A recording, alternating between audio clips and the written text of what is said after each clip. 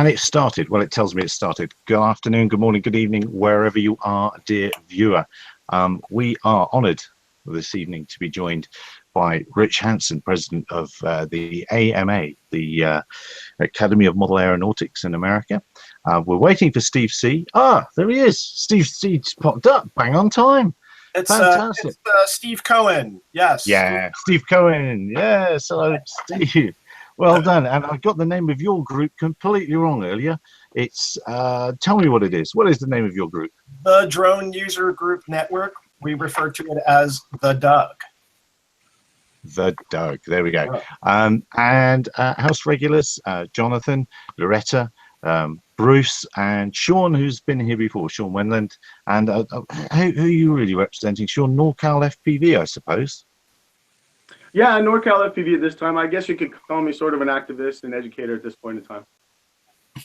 An activist? Oh my word, that's quite a thing. I prepared.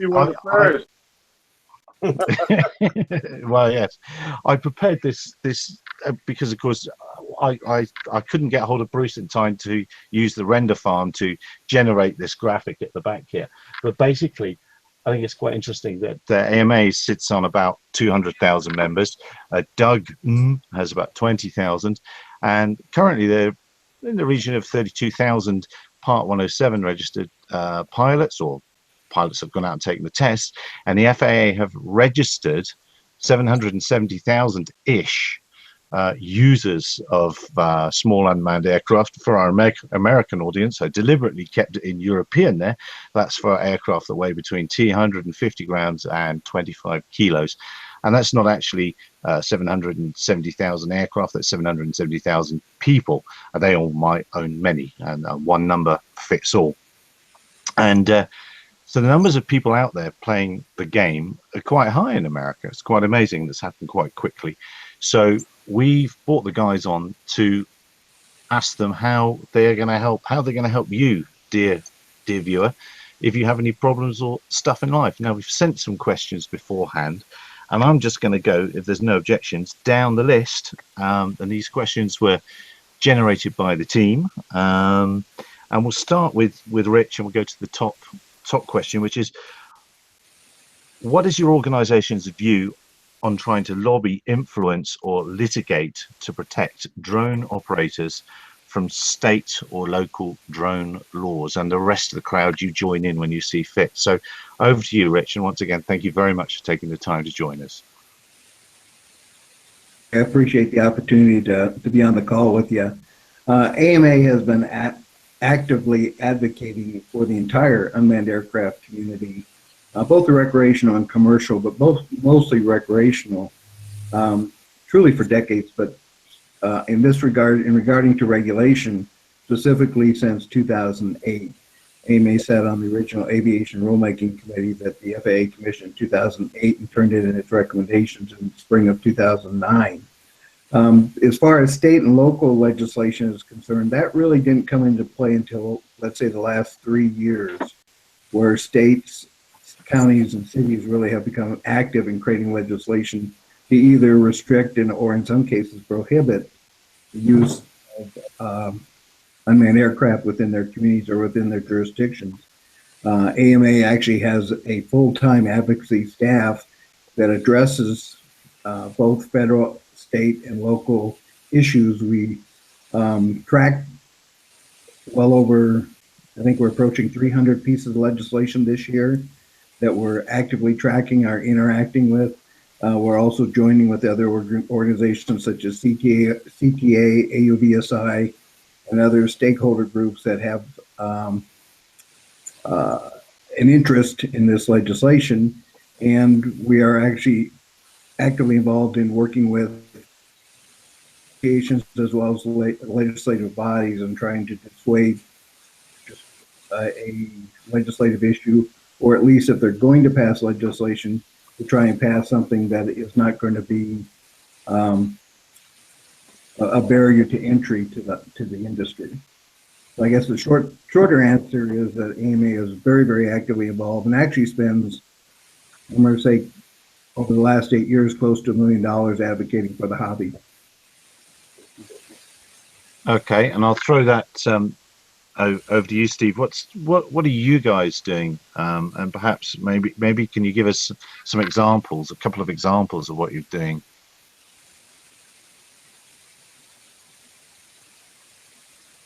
There we go.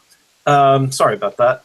I think it's important to illustrate or to delineate the difference in what an organization like the AMA is versus us. I mean, the DUG is relative to the drone world. The DUG is the longest standing organization.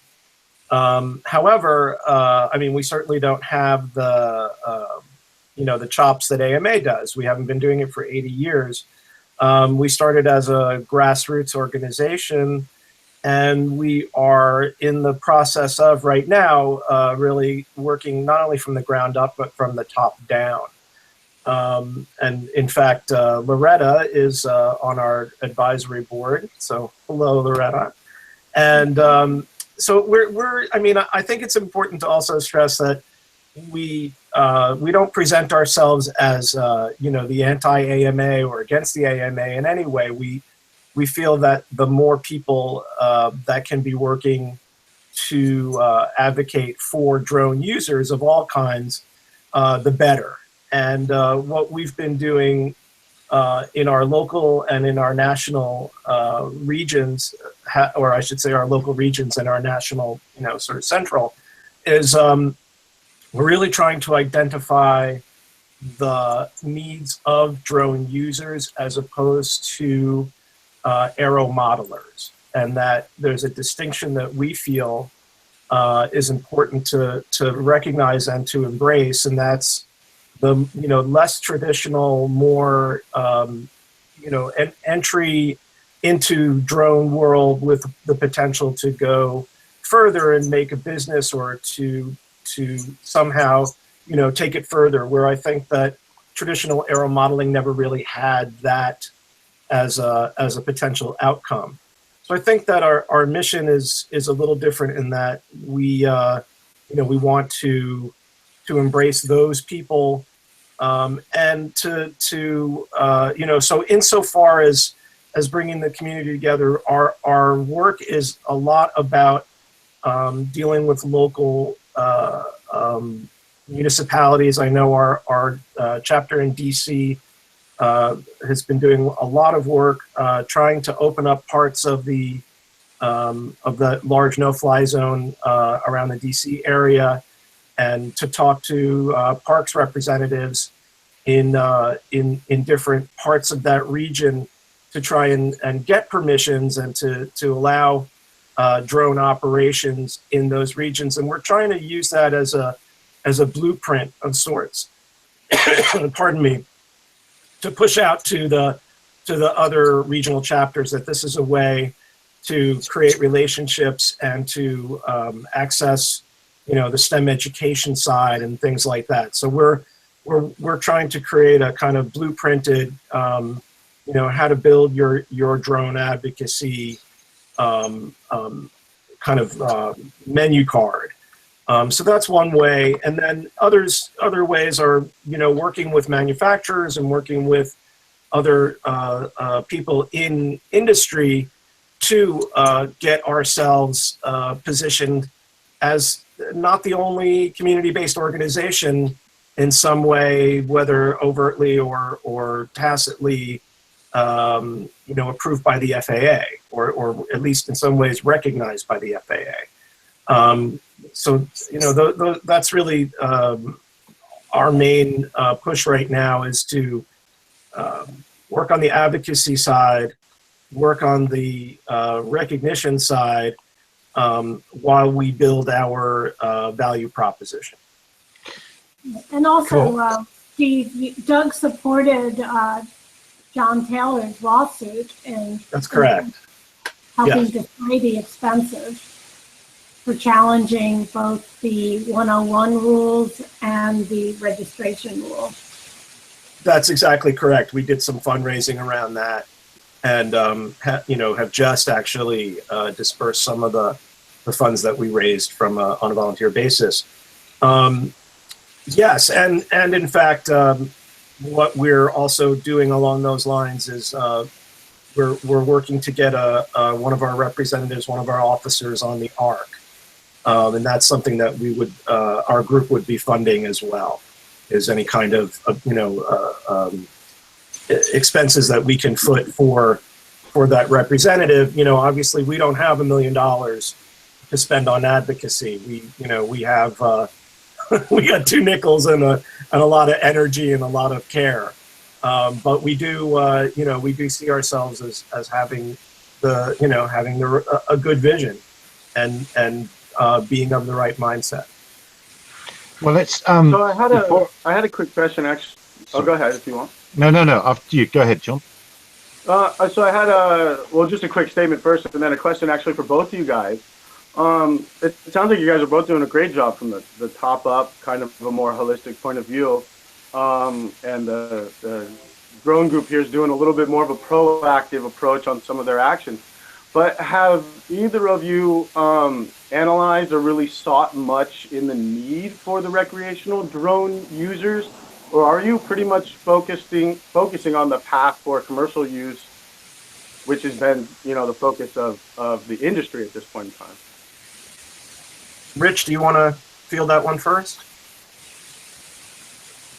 Sure. I apologize if I don't totally understand the question, but I mean, AMA. Well, have you reached out and sought information on what the needs of recreation pilots are, and use that for your proactive approach or add that in? Because I hear a lot of legislation and organizations that you talk to and work with that don't necessarily influence the front line where I live. And I'm just wondering where those connect. Well, if I may, I think you raise a really great point, Sean, and it's something that as a very young organization, relatively speaking, and we're really trying to tap that pulse of the community. Something that we've gone back and forth on, and something that we feel really strongly about is being able to aid all aspects of both recreational and industry users. Because quite honestly, unlike other, what's the word I'm looking for? Unlike other radio modeling or aero modeling, exploits, there really isn't any other way to make a living, other than using RC with, waypointing and all the other applications, all the uses. And we feel that in order to serve both sides, we kind of have to actually poll our membership. That's something we're working on right now, because it's, in my mind, it's always been that insurance is a big lever, is a big way to build a membership for the value proposition. And I'm kind of wondering about that in a sense, because I do feel that a lot of people join an organization like AMA for that reason. And we've been really digging deep and speaking to several different parties about being able to offer some sort of primary insurance for drone operators, initially recreational, because those are the people that we feel that aren't being served by an insurance community. And the risk pool is broad, as your numbers show, Gary, but the data is slim. And with our reach to our membership of dedicated drone operators, we think that we have a possibility for a value proposition. Now, we could be completely wrong. We could poll the recreational community and they could be, yeah, you know what, insurance isn't that important to us. Find us places to fly, or we need a legal services plan, or we just want to F you. Like there's all kinds of different responses. Yeah. We do want to know. No, I suspect a large community, at least the FPV world, they probably would err on the side of access versus insurance at this point in time, because they're going to be aiming at the squeaky wheel, like they always have. It's just one hurdle at a time. And at this point in time, that access issue causes the insurance issue. It causes the other issues. So that's a really good point, and I'll let you so finish, having, but I want to. yeah. Well, what I feel is that like everything else that I found in organizing and leading the DUG, is that it's oftentimes a chicken and egg. And that a lot of times when you're a club or you're an organization and you want to lease a site for a day, even if it's a county park, oftentimes that first question is, do you have a certificate of insurance? And you may not.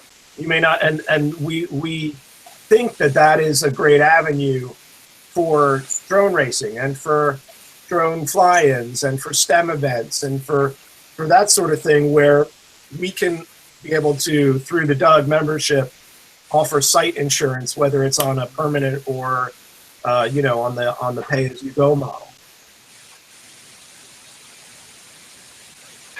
And I'm doing it now. Gary, I'd like to add to that. Yeah, of course. I was just going to say, the AMA has had insurance for many years, and you probably have an opinion on all that sort of thing, and event spaces, and that's becoming a little bit topical because we've recently had an arrest, I believe, in the FPV world from a trespass of people that couldn't find somewhere. Sean can tell us a bit about that in a minute, but yeah, after you, Rich. Sure. We kind of strayed off of advocacy a little bit. Maybe, as I said before, I misunderstood the question, but let me go back to advocacy for just a minute, because in my view, that's pretty straightforward. We're looking at trying to dissuade new regulation, new legislation, any governmental oversight that unnecessarily intrudes upon the ability to enjoy the hobby and to pretty much participate in the way that we have in the past. Whether you're flying a traditional RC model aircraft, a multi-rotor, we're all talking about a device that is used for recreational purposes that is now being threatened by both regulatory and legislative pressures. In terms of other needs within the aero modeling community, we poll our members every month. We have had insurance for decades. Every member of the AMA has provided $2.5 million worth of liability coverage, and that covers them wherever they fly. There's a misnomer out there that it only covers you if you're flying at a club field. That's not true. Even if you were flying in your own backyard, you could cover with that insurance. And our clubs and our members are also afforded the opportunity to provide site owner insurance for landowners that are looking to allow use of their lands for recreational UAS. And then we also have a department with AMA that specializes just in flying site assistance that help interact with local governments, park boards, even state legislatures on trying to get access to public and private lands. So I think that's, when you look at it, a package of the needs for the aero modeling community. It extends all that to all of that. It also extends into competition and organizing and providing a set of rules for common use and competition. It also provides the information and the information that's provided through both print and electronic communications. So there is an entire package that goes out to a community like this when you're supporting them. But in advocacy, I think that's where our biggest threat is right now. And who can represent the drone community better is not the question here in my mind. We all need to represent our own communities and share in the efforts to make sure that we're continuing to be able to enjoy the hobby. I will tell you that the FAA has taken some liberties, what they call the interpretive rule that was published in June of 2014, that could make it, and they're actually advocating that the only way that you can fly FPV in the UAS is under Part 107 is a vehicle control pilot, which is going to significantly impact drone user community if that ends up being the case. Yeah, I think do any of our lawyers want to jump in on this? I know one thing we were interested in is the Taylor case. Loretta, perhaps you could quickly just say what the Taylor case was for those that don't know, and then Rich, I think we kind of want to know the AMA sort of opinion on it. But over to you first, Loretta. Well, there are actually two Taylor cases. The first Taylor case challenged the FAA's registration requirement based on the fact that Congress had passed a law saying that you couldn't regulate model aircraft, basically, other than, you couldn't regulate model aircraft, basically, other than what they had provided in the statute. And the registration was a new rule, and a lot of people were really outraged that the FAA did this. And basically, none of the established groups at the time stood up and fought the FAA on it. And it took an individual, John Taylor, to really say this is crazy and mount a lawsuit on his own. And Jonathan helped significantly, and there were a few others of us that assisted him. And Steve and Christopher both set up a fund to help defray expenses, because even though John Taylor is an attorney, there are thousands of dollars in court costs to mount this challenge. And the other challenge is based on 101. So there was already a oral argument on the registration. It really sounded like the judges were very hard on the Department of Justice and did not believe the arguments that they were making. So we're very hopeful. Usually I don't get much hope from questions that the judges ask, but from their line of questioning, I felt that there was a really good chance that the registration requirement could be overturned. And right now the briefs or the FAA has responded to John Taylor's brief, and EPIC, the 101 suit, was merged with this privacy group. And that oral argument will probably be in the fall. So we're expecting a decision on the registration this summer. I don't know if Jonathan has more information on it, but I think a lot of people felt really strongly that this was an outrageous overreach by the government, and the organizations that really had the money to fight them didn't stand up. And I am an AMA member, and I think they've done great things over the years, but I was personally put out that they didn't fund a lawsuit. But anyway, that's basically it. Jonathan, I don't know if you know anything more.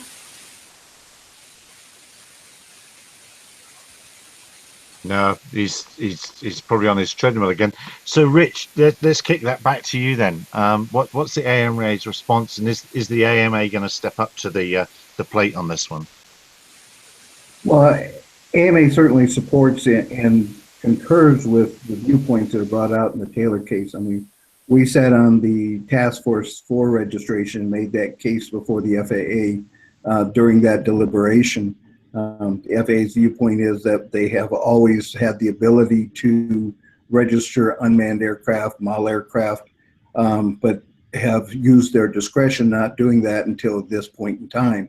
The fact of the matter is that Part 46 is a brand new regulation, and Section 336 prohibits new regulation in regards to model aircraft. So we certainly agree with the viewpoints of the Taylor case. I think what Loretta may be missing or forgetting is AMA already has a petition before the Court of Appeals on the interpretive rule, which is the basis for registration.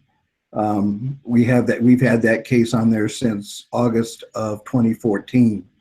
And that case was put on abeyance by the court in order for the FAA to adjudicate over 33,000 public comments that were submitted in regards to the interpretive rule. Quite honestly, those 33,000 comments were a result of the advocacy work we were doing and working with the community to get them involved in having their voice heard. Just to give you some update on where that petition stands, we're actually going before the court now arguing that the FAA's enforcement action is taking on FPV, i.e. what I just mentioned, the fact that they're now saying that you cannot fly FPV under, at least FPV goggles on, but you have to have a remote pilot's license and operate under Part 107. We believe that is also a violation of Section 336, and we're asking the court to take our case off of abeyance and hear the courts on that standing. We believe that we have a good argument there. There's actually about 5 other elements in the interpretive rule that are rolled up into that petition, but that's the particular one that we're using to take the case off abeyance.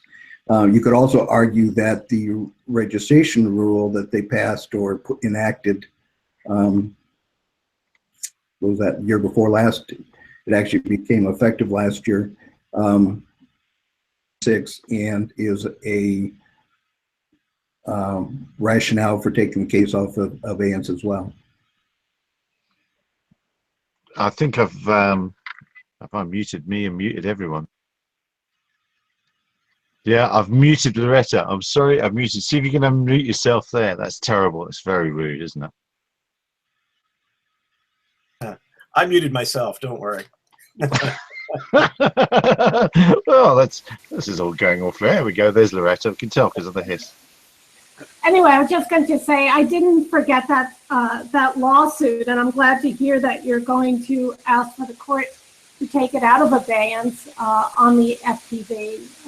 I think that's great because, I mean, of all the uses of drones that have probably the least likelihood of hurting anyone, especially manned aircraft, it's FPV flying. They tend to be small drones at extremely low altitude. So that's great to hear, Rich.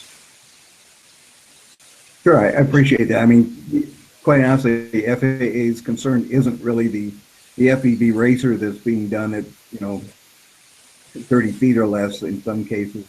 They're really concerned about the larger models of being flown beyond visual line of sight. But if you're operating within, whether it's our community-based safety rules or I'm assuming anybody else's safety rules, they're limited to visual line of sight because Section 336 specifically put that into the definition of a model aircraft. If you're going beyond visual line of sight, you're not operating under 336. Yeah, Bruce, you're being very quiet over there. I'm feeling waves of you wanting to join in. Have you got anything on it so far, Bruce? Well, you know me, I don't like to sort of say anything, but yeah, the FPV one is an interesting thing. And going back to Mr. Steele's arrest, it's very interesting, isn't it, that most of the arrests and most of the process, in fact, I think just about all of them, have used non-FAA regulations. It's been something like trespass in the case of Mr. Steele, it's been endangerment, it's been things that are covered by existing laws. So I'm a bit confused as to why we need these actual regulations. Why don't we, I mean, there are laws already. You can't injure somebody, you can't damage their property without breaking an existing law, whether you use a drone or an axe or a gun. So why aren't our aviation or drone regulations simply advisory? Because really that's all they are. We're not being prosecuted under them, we're being prosecuted under other provisions of other laws. Well, who will I let come back to that? Steve, do you want to come back to that concept? I mean, I think that this is what Bruce is saying is sort of the choir preaching. You know what I mean? We know that, but I think that it's easy in legislative circles, in if someone wants to make a name for themselves, or it's in legislation that they're saying, how could so and so voted for drones in your backyard? It's sort of a non-issue that gets good ink. So I mean, yeah, this is something we've been saying for quite some time, that if you're concerned about trespass, or if you're concerned about peeping Tom or something like that, all these rules and laws are on the books already. So you're actually kind of classifying a device as a criminal, almost like a weapon. In fact, I think in the town of Hempstead, which I'm embarrassed to admit is where I grew up on Long Island, they have a no drone law, but they also, if I'm not mistaken, and Loretta, maybe you can back me up on this, that if you're found with a drone in your vehicle, that there's cause for impounding of the aircraft, and I believe a fine or charges, which, you know, these are it's crazy stuff, and actually, you know, such judicial overstep that, or overreach rather, that would only be legislated in court. Like, you'd have to be, you know, I'd have to be pulled over, you know, at the beach or whatever, and I had my I-1 in the car, and now I'm a criminal, or at least I'm up on charges in town of Hempstead. Yeah, I mean, I just think it's quite absurd, but it's the climate in which we're dealing, and you know, that's where people like Rich and myself and others are working on the education side of it. You know, we can preach to ourselves, but we've got to get the word out to legislators and to you know, governing bodies, that this is hokum. You know, that these laws won't stand up in court for the most part. Well, where are we at with that? Sorry, Rich, after you. No, that's all right, Gary. I was just going to agree wholeheartedly with Steve on that issue. I mean, we've been putting that forward for quite a while now, that there's more than enough criminal and civil statutes on the books that allow local and state jurisdictions to take action when somebody truly does either endanger people or trespass on somebody's property or violates their privacy. There's an interesting point on this, though, because I had a discussion with the head of the aviation division for the LAPD in a conference a year before last. You might know that LA passed an ordinance last year that restricts the use of UASs and drones within the LA city. And they have actually charged, I think it was 3 people under that ordinance, and those cases have been dismissed under the understanding of federal preemption. But when I talked to this LA commander, I asked him why they felt the need for this additional city ordinance rather than using existing legislation or ordinances for violations against persons and property. And he said it wasn't their concern as much it was the prosecutors, that they did take a case where one of their aircraft was endangered by a drone. They took the case to the city attorney, and the city attorney failed or elected not to prosecute the case under questions of whether or not they had jurisdiction or not. And I'll tell you, I was in another life. I spent 26 years as a police officer, and I can tell you firsthand that as a police officer, if there's somebody that's out there that's truly endangering persons and property, the police officer is going to take action, is going to charge that person with that violation. It really can be the criminal justice system that fails when it gets to the prosecutor level. So you think there's enough stuff in play then to sort out any issues, as Bruce says? So if you put your policeman hat back on, Rich, you'd find ways of stopping an action you didn't like going on. No, absolutely. I mean, whether it's malicious mischief, public nuisance, disturbing the peace, and in more serious cases where there's actually a public or personal endangerment, there's more, at least in the state of Arizona, where I was a police officer, there's more than enough criminal statutes on the book to take care of those types of situations. And if we're talking about a tort against persons, there's more than enough civil legislation and civil cause for action that an individual can take if they felt that their rights and privacy were violated. Yeah, but what we need is organizations. When I worked at the FAA, AOPA took on a number of issues involving noise regulations or other attempts by the community to really stifle aviation by imposing noise ordinances.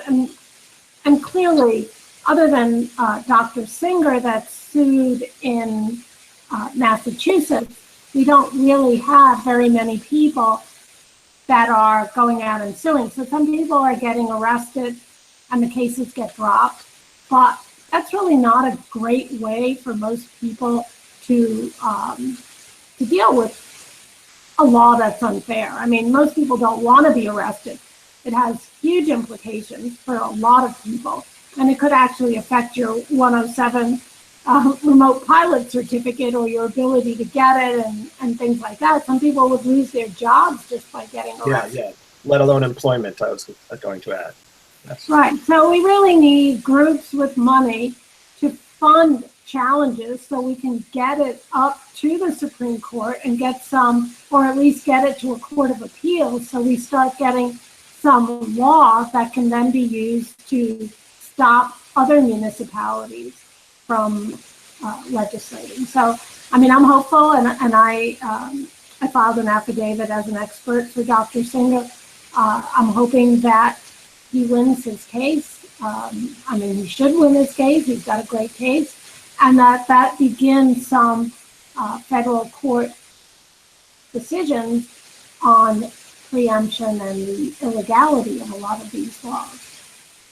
If I can just, I don't want to open another or an additional can of worms here, but the ARC was meeting not long ago about identification of drones in the airspace, and I'm curious. I mean, our position is that in theory it's not a bad idea. In practice, it has to be the least invasive and most privacy preserving method possible. But I'm wondering, does this, and I kind of feel like I know the answer already. It's sort of like, if you're somebody who has malice intent, you're not going to put a Bluetooth beacon on your drone.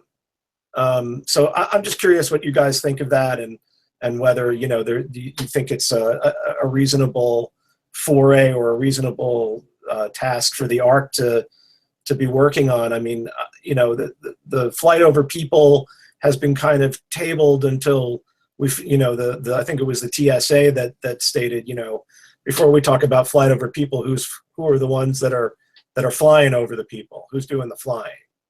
Well, can we just wind that back a little bit? Before we identify the drones, we identified the people. We identified the people by making them register their machines that weigh between 250 grams and 25 kilos, and 770,000 people have done that. Was that a good first step? Should that have happened? What are the feelings on that? Let me throw that out there. You'll have to unmute yourself if you want to shout, Loretta. You're a very noisy microphone tonight. I mean, listen, we got behind John Taylor, and John Taylor's case had a lot to do with how we feel about that rule and how that all came about. I mean, I think that we are really in uncharted we are really in uncharted territory here. So I think that we're really kind of feeling our way along, and it's just, the registration in and of itself, not a terrible thing in my opinion, but the weight limit is ridiculous, and the sort of, what do you do with the kid who got a Phantom for Christmas, and all those kinds of things. There's got to be a shakeout, or a kind of leveling of the overreach or the response to this. Maybe Loretta can add. Sean is in there. Are you waving, Sean? Yeah, I am. I don't know if I'm muted or not. Well, I definitely want to say that I'm opposed to any law or regulations that Congress says a government agency cannot impose. So regardless of whether it makes sense, as one of the judges said, regardless of whether it makes sense from a policy perspective, if Congress says you cannot do it, you cannot do it. I mean, we're a country of laws.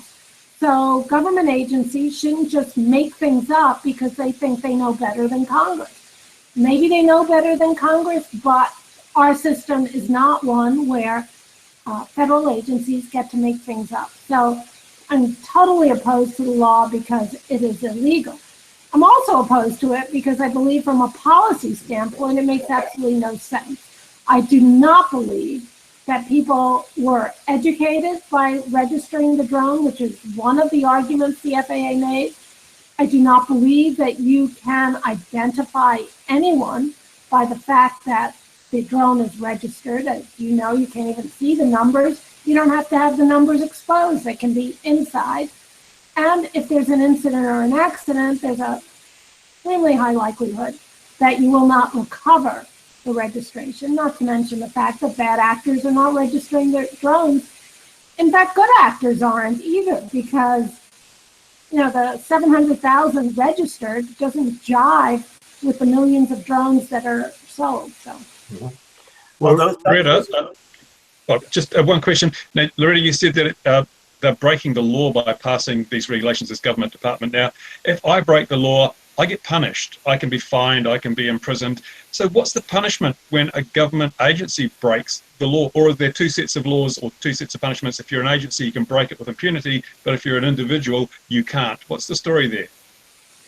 Yeah, other than, removing the head of the FAA, which could be done. I mean, it could be, political answers, but, in terms of punishment, I don't.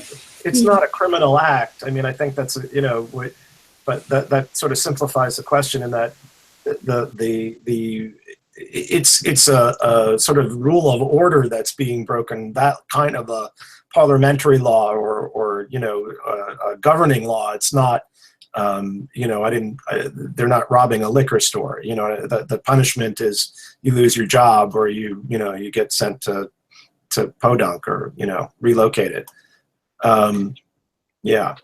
Rich, you must feel like we're sort of gently putting a noose around your neck and we're coming out to hang you, because of course you were on that group that was part of the registration gig. What was the AMA's thinking, and how do you think it's going? Is it working as a good thing, as a bad thing? Over to you, Rich. Well, our position was that from the initial launch of the task force was that registration makes sense at some level. It was really the challenge was to create that threshold as to where it starts making sense to register these aircraft. I would go along with what's been said previously, that the 250 grams was just ridiculous, and you would have had to have been in the room to see how we got there. But and I think it's proven today that the fact that they're talking about 770,000 registrants, they don't take into consideration the fact that they have reached way down into what I would call the novelty market or toy market. And of those 770,000 that got registered, how many even exist today? Some of those devices were broken within minutes. So, and I would guess that anywhere from a third to half of the people that did those registrations are no longer actively flying them or interested in them as a hobby. So the numbers that have been extrapolated from that where they're talking about, well, if every one of those had 1.5 devices, or well over 1 million platforms out there, I mean, the numbers actually become almost comical in terms of whether or not they're realistic in terms of what's actually flying in our airspace. As far as challenging the registration, as I mentioned before, we supported the Taylor case. We didn't join in that case because we already have our own petition before the court that addresses the standing of 336 and FAA's inaction or interaction regarding 336 in the interpretive rule. And I think there's going to be a similar approach to this RFID, if they ever get the ARC up and running, there's going to be that position as well as how are you going to require the recreational community that's operating under Part 101 to comply with the new RFID regulation, because the regulation in and of itself is going to violate 336. Another side of the coin, and this could be a fallout from the Taylor cases, is let's just say that the Taylor case does win the day when the court comes out with its ruling. There was a sense when you listened to the court when they went through the affidavits was that they questioned FAA why they didn't challenge 336 in its initiation. And there could be a reaction to the Taylor case by going back and modifying 336 to reenact registration as part of the law, or to lessen the requirements or the limitation that the FAA can do in regulating the recreational community. So it could be a little bit of be careful what you wish for. I think see, Jonathan, are you actually are you there? Over, call in Jonathan over, because you must have some views on that. He's not here. He's not here, is he? He's not here. He's not in the room. Rich, spare a thought for those of us down here in New Zealand. You're saying the 250-gram limit is ridiculous. We don't have a lower cutoff level for our regulations. Even if it's 1 gram and it flies, it's regulated. And you say it's the folly of regulating children's toys. Well, yeah, we regulate children's toys. In fact, in some locations, you cannot throw a paper airplane in the middle of an empty field within 4 kilometres of an airfield without violating the regulations. And it's this regulatory overreach. And we're having a lot of trouble here in New Zealand getting the aviation regulator to listen to the hobby, because there are so many commercial interests involved who want, they say, we're airspace users, you know, our views should come first because we've got people in aircraft. Forget about these people flying drones because there's no risk to themselves personally. So we should be the people you listen to. That's pretty much what's happening too, which is kind of dangerous. And one of the questions I wanted to ask you was, what are you doing to try and get the regulators to draw a distinction between the traditional hobby, you know, the guys that go out and fly their nitro models or their gliders or whatever on a Sunday afternoon? They are not the risk. They're not the problem group. So what has the AMA done to try and get the FAA to recognize that this is a completely separate group that for many decades has operated safely and responsibly? And why are they being regulated? Because of the actions of a few people who go and buy a cheap plastic toy or drone from China and go and make a nuisance of themselves outside an international airport. Well, as far as what we do, we make that argument almost every day. I mean, we've been making that argument since 2008. The idea of how you create a distinction between recreational UAS and non-recreational UAS really becomes difficult if you're trying to do it by platform or by the device itself, because the same device could be used for either. So it really comes down to the purpose of the flight, and that was why we went to Congress in 2011 and got Congress to pass 336 that allows a carve-out for operations that are done within a community-based organization. I mean, that's really the difference. The fact that model aviation, air modeling in general, the entire spectrum, has had a significant and well-established safety record for decades is because the community comes together, establishes a set of safety rules, and voluntarily complies with those rules. The ones that are out there doing one of two things, either doing things deliberately irresponsible or are doing it just because they don't know any better, are the ones that unfortunately are the ones that are drawing the attention and what their regulations are being focused on. I mean, do you feel, Rich, that that's sort of you have a bit of a conflicting constituency, right? I mean, what we're just discussing right now is really this sort of where the rubber meets the road for AMA members, traditional AMA members versus more modern drone operators. And I know, like, from my neck of the woods here in northern New Jersey, I have a great relationship with the local modeling clubs. And there's a lot of drone operators, and we have, there's real kumbaya there. You know, it's great. But I do, know that there's a large constituency within the AMA that would be just as happy if you guys didn't spend $1 million going to Congress and told all us, multi-drone operators to pound sand. I mean, this is something that you guys were not that you didn't see it coming, but it's not something that you were necessarily chartered to take the reins on. Well, actually, we were. We have been since 1936. We basically advocate for all things that would fall under the definition of model aviation or aero modeling. I think you got to look back to the history. When I grew up and was a young boy, model aviation was was tissue and balsa wood. Yep. And we flew control line and plastic Cox models that really didn't fly. And then there have been new disciplines, new technologies. Even when radio control came in the late 60s, early 70s, the control line people and the free flight people said, "No, that's not real model aviation."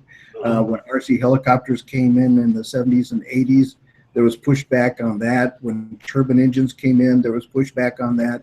Large model aircraft, there was pushback on that. So as we've seen new disciplines and new technologies come in, the more traditional hobbyists have always been, "Nah, that's not us."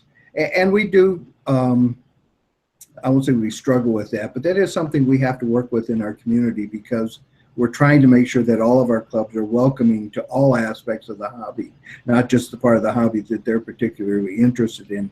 And there is a particular challenge with the multi-rotor, what people are calling drone community, because more so than any other aspect of modeling in years past, they're drawing a lot of bad press, and they're drawing a lot of unwanted attention to the hobby. So there are a few members out there, a few traditional hobbyists that are kind of standoffish and say, you guys are the ones that are causing the problems. Mm-hmm. Well, that's true though, Rich. I mean, these people are, and I think we make the mistake of calling these droners, as they call them, model flying hobbyists. They're not. Their primary use of their drone is photography. The camera buffs, the people who want to get images, not interested in flying. Flying is a means to an end. They have a flying camera. That's completely different to the traditional hobby, and even drone racing, which is all about flying. It's all about the actual act of flying something through the air. As far as the droners are concerned, it could be a balloon. They don't care. And most of the people I've spoken to who are droners are not interested in model aircraft, not interested at all. I'd like to see the hobby lobbying the regulators to draw that distinction between people who have an actual genuine interest in the hobby and those who are photography freaks who want to have camera in the air, because they're the ones causing the problem. If we could do that, would make the whole regulation process easier. I think that's a bit unfair. I mean, and I also think that maybe the dividing line is that more about who stands to, or whose goal is it, or what is your goal? Is your goal to take pretty photographs and sell them, or is it your goal to fly around and take pretty videos and show your friends? And just, that's a hobby. There's plenty of people who are recreational photographers. But you are right. I mean, this isn't really, none of us are, or not many of us are, in the basement building replica World War II aircraft while we fly drones also. I mean, there is that cross section, but I think that there has never been a time for AMA membership where you didn't have a site to fly. And I'm an AMA member now. I was an AMA member when I was a little guy with my dad in the 60s and early 70s.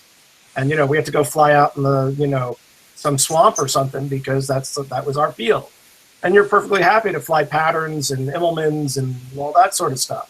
But, this is not what drone operators are interested in. They want the new, and, what would be the aerial perspective of this? And, yes, it's the flying camera. So we are talking about different end use, different end needs.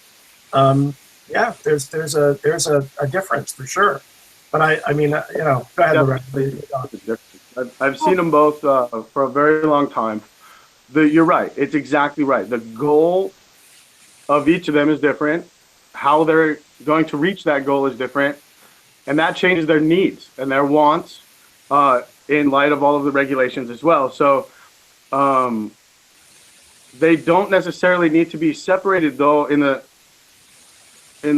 litigation and everything that you guys are talking about with the overreach. But they do need to band together and start fighting for those spaces and start actively being proactive and start pushing for what they need together, sharing what they need together, or sharing their knowledge. Recreational pilots, they're not, I'm not going to say that they're all now not out there just getting pictures. Recreational pilots, recreational FPV and drones started on FPV, and it started with videos. Mm-hmm. But they just want to do loop-de-loops. They want to ride the wind. They want to go through trees. They want to find obstacles. They want to have very unique places to fly. Currently, those places do not exist in this world. I would chalk this up to being like 1984, somewhere in California, and there's 0 skate parks. And these kids are running around breaking into everything they possibly can with a little slope on it that they can do a trick on. And what the AMA and what all these other groups are maybe missing is what they need, what they want.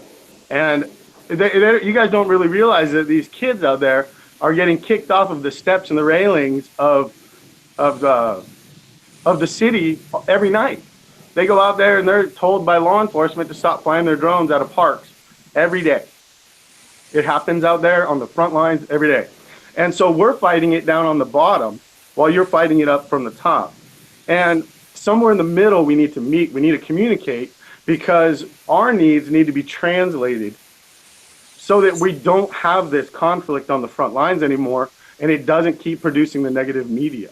Because we're at kind of coming to a head where the negative media isn't necessarily going to be misunderstandings anymore. It's going to be drone pilots standing up to LEOs, citing regulations and saying, get out of my face. I'm enjoying myself here. I'm an American citizen and I'm doing a loop-de-loop. Get off my lawn. And it's not about folding over and trying to start a commercial industry to take pictures and this and that to make money and trying to ask for permission anymore. It's about doing what we want to do and asking the rest of the world to kind of like say, if there's a problem here, work with us. Yeah, the one thing I want to say about FPV, and I teach at a college, but we've also had young people younger than college age come in, and drone racing is such an amazing way of getting young people into STEM. Mm-hmm. And we should be killing ourselves to find ways to bring drone racing to schools. I've seen the way these kids light up when you talk about drone racing, and I've seen them want to do it. In fact, our UAV club is pretty much divided between people that want to race and people that want to use drones for a humanitarian effort. And I think they're both a great way for getting students motivated.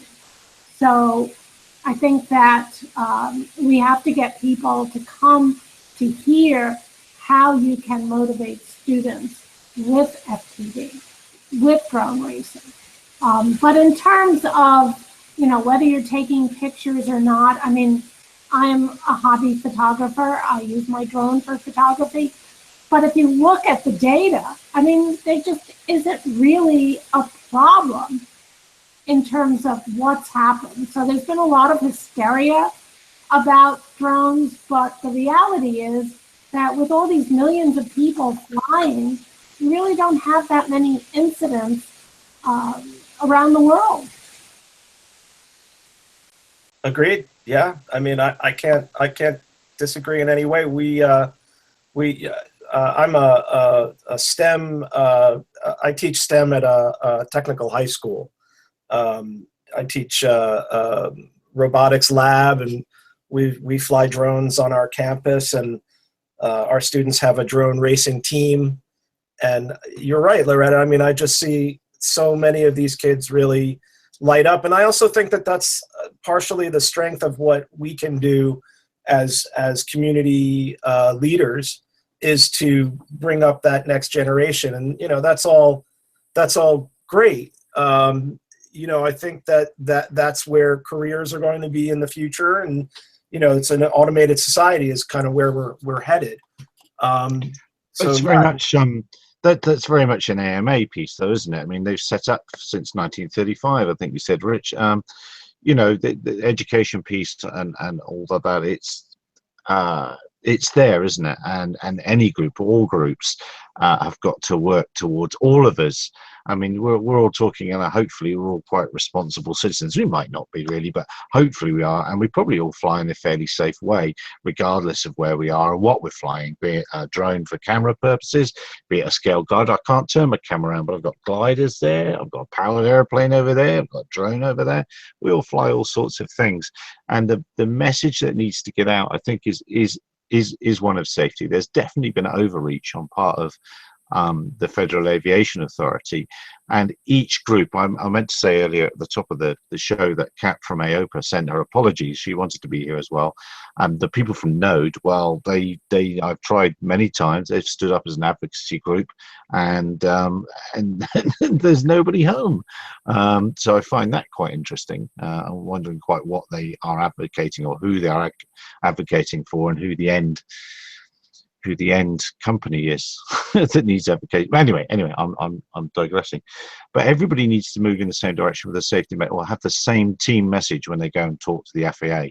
Whatever the group is, each group, be it the DUG, which is going to be more drone focused, AMA, more hobby focused, shall we say, Node or whatever. Everyone needs to go with a unified message and say, "This is it, kids. This is what it is, FAA," and bring us some science. Show us otherwise. In fact, didn't they really release that report this week? Didn't they? A drone falling on your head isn't really going to hurt you. Although I'm not entirely sure I believe that. I've ranted too long. I'm going to let Bruce pick up my rant because I know you've got lots of safety thoughts. Yeah, you're right, actually. And the whole thing is that the authorities are too focused on regulation, not focused enough on education, and ultimately regulations are optional. Doesn't matter, and the people who are the problem are the people who don't follow the regulations. So all the calls for stricter regulation it's like gun control. It's just not going to work. The people who are the problem are the lawbreakers, and laws mean nothing to them. Regulations mean nothing to them. We've got to educate. And in fact, to that end, I've just proposed starting up free drone classes here where I live for anyone that wants them. The idea being to educate them on the rules and regulations, because I noticed in the news we had a drone tourist flying a drone near a major tourist operation where there is helicopters coming and going. A few weeks ago that happened. I again wrote to our regulator saying, look, you've got to start giving the people a little brochure as they get off the plane telling them about the drone rules. Then 2 weeks later, it happens again. And the regulator says, oh, yes, this is a problem with education. But they are not doing anything.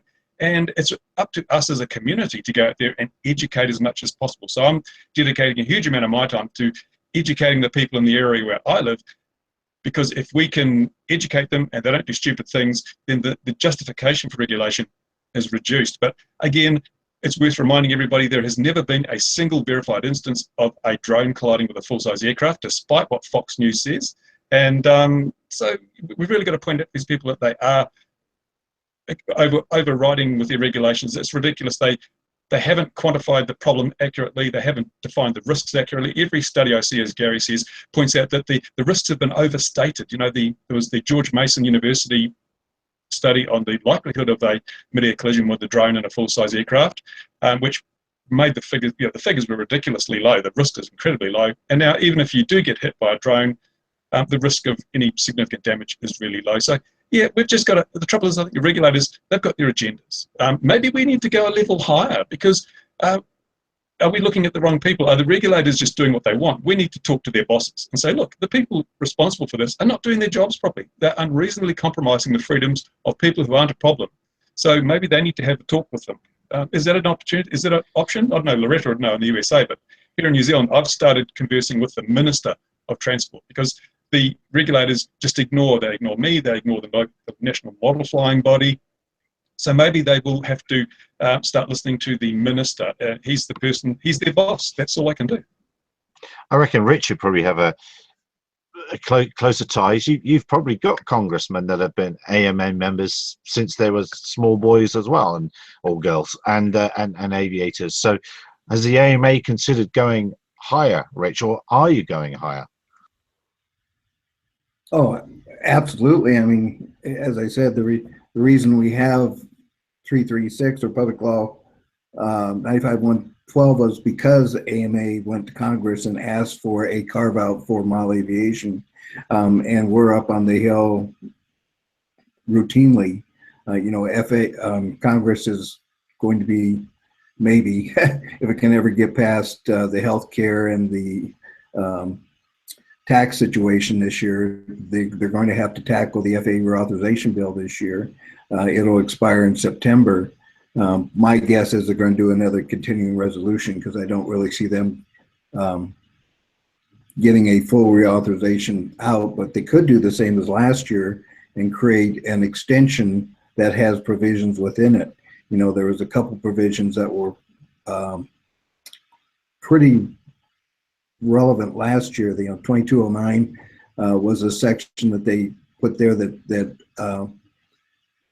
had the FAA creating protections for critical infrastructures. You may have seen that they just put out a list of well over, I think it was over 130 military establishments that are now no drone zones. And there's probably an equal number of civil installations that are going to come after that.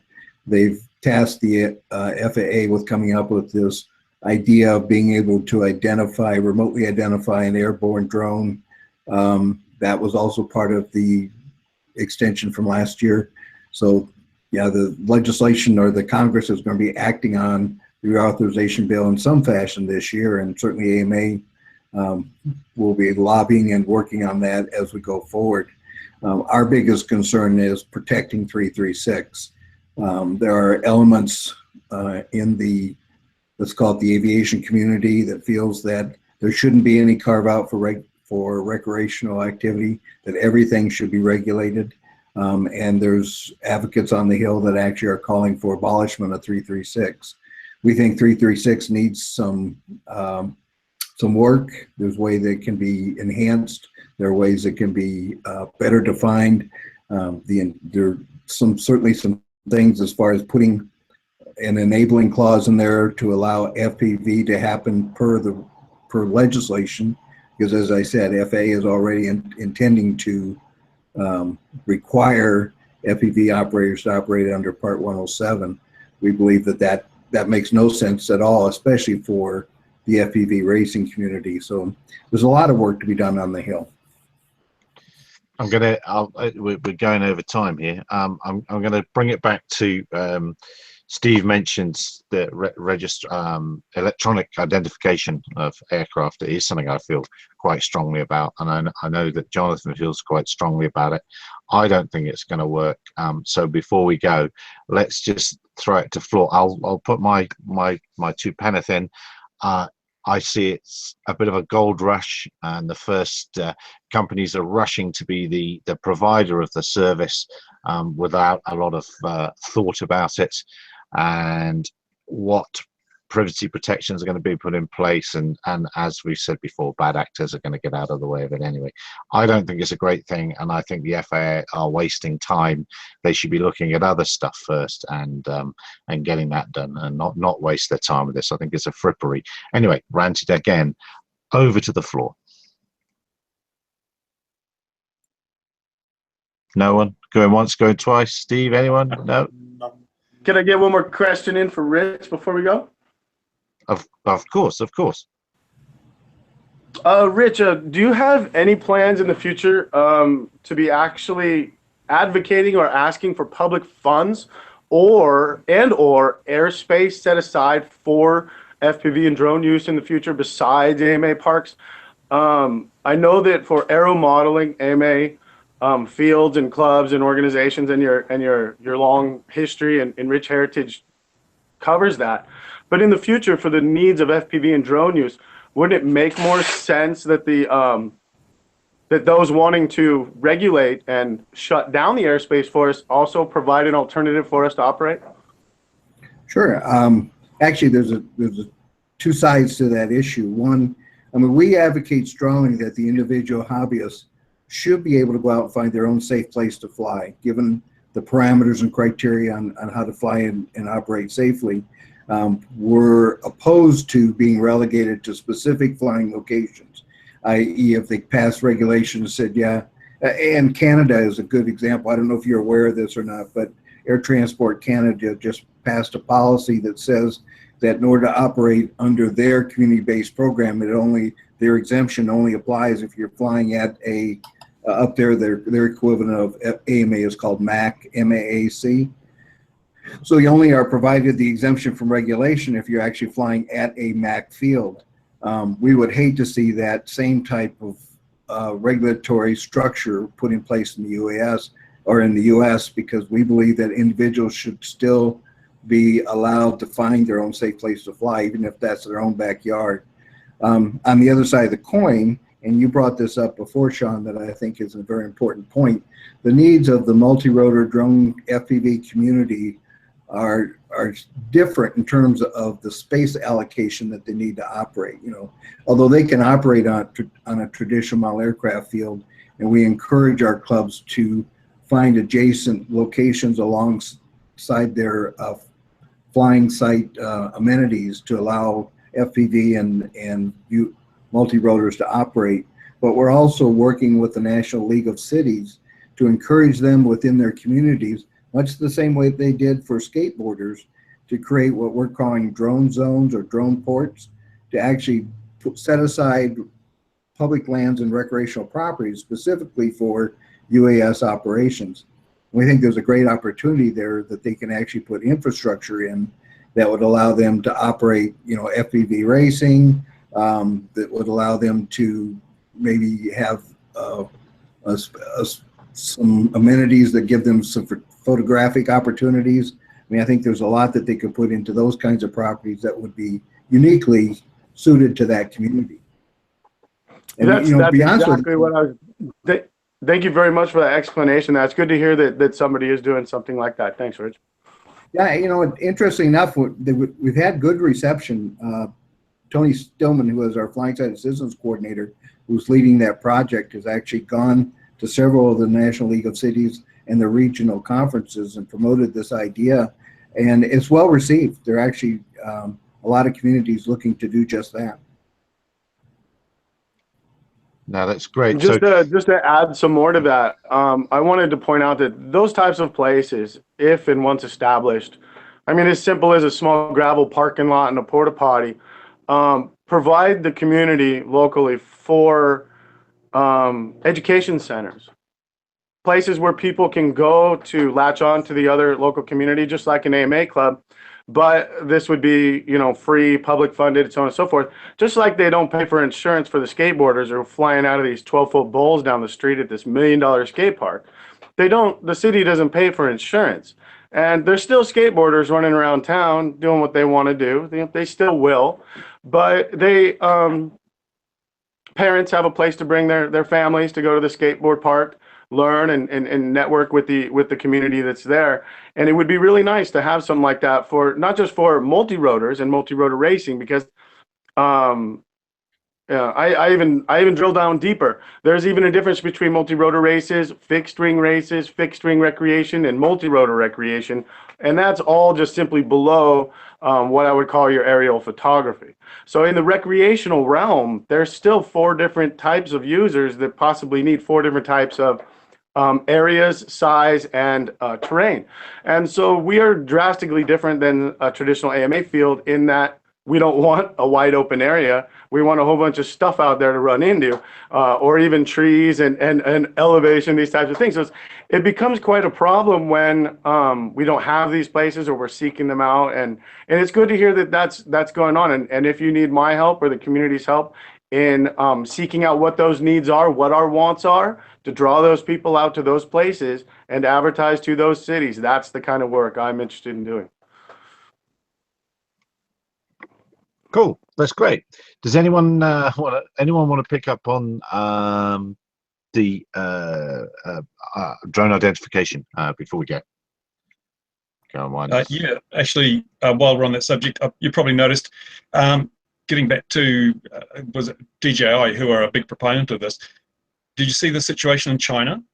Are your logs really safe? Are you being betrayed? If there is an incident, will DJI rat you out because you've used their app and it's sent information back to headquarters? I gather that in that situation. I saw this, and I believe it could be just some simply troll coding with some creative index names. Yeah, it's interesting though, because a lot of people I've spoken to with the DJI craft have been concerned that some of their less than totally legal flights may become the property, or the logs become the property of DJI, and it could get them into trouble further down the track if the authorities say, show us all your logs and we want to see who's been breaking the rules. Yeah, I think that there's various things. I think the most interesting DJI story was Karen Finisterre, who's speaking at the show, and she's going to be later this week, finding the finding the password to the no-fly zones in the clear on GitHub. I thought that was pretty amazing, and so we discover exactly where all the no-fly zones are, and more importantly, what weight is given to each one, the priority. And this also speaks to the registration of aircraft. It's all about, well, what data are we going on the back of? What are we using as the benchmark? If we are to have no-fly zones, and people are moaning that, well, what right do DJI have to stop me flying? They shouldn't do that. That's also kicking around, and they are the victims of their own success, aren't they? They are the world's biggest company by far, making drones. They do make a great job, great machines, and they are victims of their own success. So where am I ranting? I'm ranting that I'm very worried that the data providers that are going to be the people, the key holders for the registration piece are going, they might very well release the data in a similar way. And yeah, what's going to stop them? What's going to be put in place? Again, I've ranted. No, all right, okay, that's enough ranting. That's enough ranting for me. Thank you very much indeed. Have I got the microphone on? The microphone is. Thank you very much indeed, everyone, for taking the time to take part this afternoon, evening, or morning, depending on where you are in the world. Rich, you were very brave. We did put your neck on the chopping block, and you valiantly answered everything, and have not, you fielded everything perfectly. Drone user group network. Got to remember the N, otherwise I'll be in trouble. Thank you very much for coming. Thank you. Node, well, whatever. I can give you some background on Node offline. Oh no, you can't. No, you can't. No, you can't do that and say that sort of thing. We'll all want to hear that. But anyway, it's 20 past. Oh, listen, I'll still be here afterwards. Bruce keeps saying we should have an after show. Jonathan, I don't know. Jonathan's just left his face here the whole time. No, I'm here. Oh, he's. Did you want to say anything at all, Jonathan, this week? No. This week, not really.